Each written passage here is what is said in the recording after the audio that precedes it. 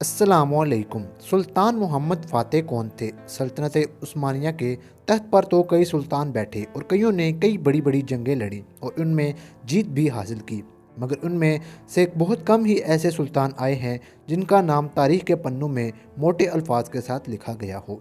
मगर सुल्तान मोहम्मद फ़ातेह तारीख़ में उनका नाम मशहूर इसलिए है कि हमारे प्यारे नबी हज़रत मोहम्मद सल्लल्लाहु अलैहि वसल्लम ने इनके बारे में एक हदीस में ये बयान किया था कि वो लश्कर बहुत ही बाकमाल होगा जो कुस्तुनतुनिया को फ़तह करेगा, और इस हदीस को सुल्तान मोहम्मद फ़ातेह ने सच कर दिखाया।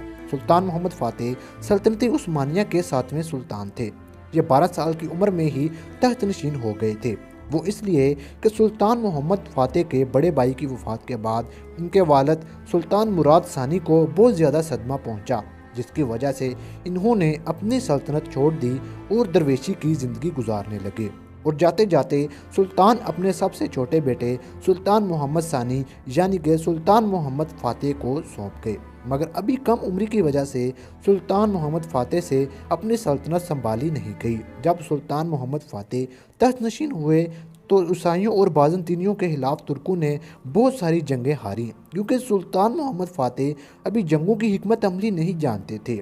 जिसको देखते हुए सुल्तान मोहम्मद फ़ातेह ने अपने वालिद को एक खत लिखा और अपनी सल्तनत दोबारा संभालने के लिए कहा, मगर इनके वालिद सुल्तान मुराद सानी ने इससे इनकार कर दिया।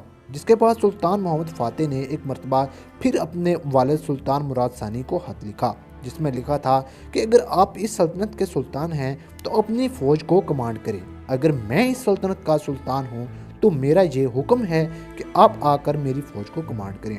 जिसके बाद सुल्तान मोहम्मद फ़ातेह के वालिद सुल्तान मुराद सानी दोबारा से तख्त नशीन हो गए। दोबारा तख्त नशीन होने के 7 सालों के बाद सुल्तान मुराद सानी की वफ़ात हो गई, जिसके बाद दोबारा सुल्तान मोहम्मद फ़ातेह को सल्तनत उस्मानिया का सुल्तान बना दिया गया। इस बार सुल्तान मोहम्मद फ़ातेह बहुत कुछ सीख चुके थे। इस बार तख्त पर बैठते ही सबसे पहले सुल्तान मोहम्मद फ़ातेह ने कुस्तुनतुनिया फ़तह करने के लिए मंसूबे बनाना शुरू किए। याद रहे कि इससे पहले भी कई मरतबा कुस्तुनतुनिया पर हमले किए गए थे, मगर कुस्तुनतुनिया की मोटी मोटी दीवारों को तोड़ना कोई आसान काम नहीं था।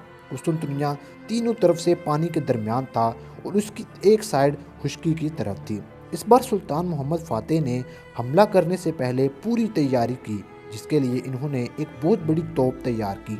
सुल्तान मोहम्मद फ़ातेह ये बात जानते थे कि कुस्तुनतुनिया के शहर की ये दीवारें सीढ़ी लगाकर पार करना पॉसिबल नहीं है, क्योंकि जब भी फ़ौज सीढ़ी लगाकर ये दीवार पार करना चाहती तो ऊपर से बाज़ंतीनी सिपाही गर्म पानी और तेल फेंकते, जिससे सिपाहियों का हौसला पस्त हो जाता।